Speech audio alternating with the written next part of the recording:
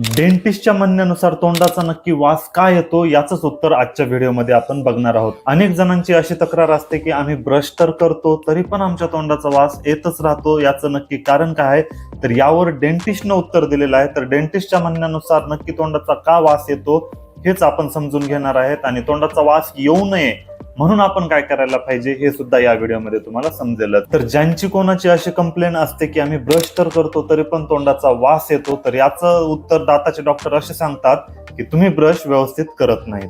आता ब्रश व्यवस्थित करत नसल्यामुळे दातामध्ये जे काही अन्नकण अडकलेले आहेत ते तसेच अडकून राहतात, यामुळे तोंडाचा वास येतो असं दातांच्या डॉक्टरांचं म्हणणं आहे। म्हणजेच डेंटिस्टच्या म्हणण्यानुसार बरेच जण ब्रश अशा पद्धतीने करतात की दोन दाताच्या मध्ये जे काही अडकलेले अन्नकण आहेत ते निघून जात नाहीत आणि यामुळे तोंडाचा वास येत असतो। तर डेंटिस्टच्या म्हणण्यानुसार बरेच जण ब्रश अशा पद्धतीने करतात, उदाहरणार्थ समजा हे आपले दात आहेत आणि हे ब्रश आहे, तर बरेच जण फक्त मागे पुढे अशा प्रकारेच ब्रश करतात।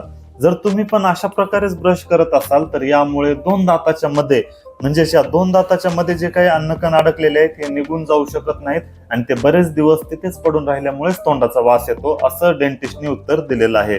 तर आता नक्की ब्रश कसं करायला पाहिजे जेणेकरून दोन दाताच्या मध्ये जे काही अन्नकण अडकलेले आहेत ते पण निघून जातील, यावर जर व्हिडिओ बघायचा असेल तर कमेंट करून सांगा, मी लवकरात लवकर त्यावर व्हिडिओ बनवतो।